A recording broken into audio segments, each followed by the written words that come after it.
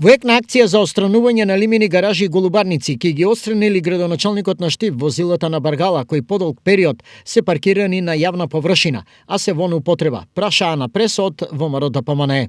Аналогно на наведената акција за отстранување на возилата и објектите на обичните граѓани, се поставува прашањето дали градоначалникот ќе го направи истото и за возилата пред Баргала. Дали и собствениците на овие возила ќе бидат казнети по законот за јавна чистота?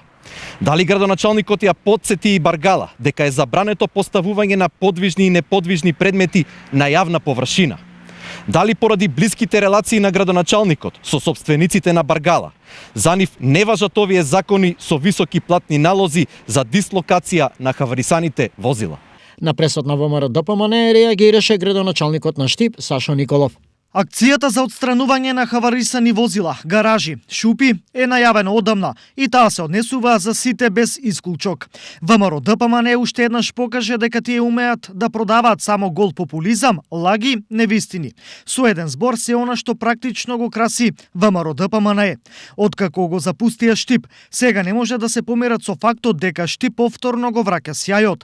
Градот под Исарот, колку и да не сакаат од ВМРО ДПМНЕ, ќе биде модерен, чист, зелен град, каде наместо хаварисани возила и шупи, ќе има игралишта за деца, зеленило и се она што доликува на модерен град. Стои во реакцијата на Николов.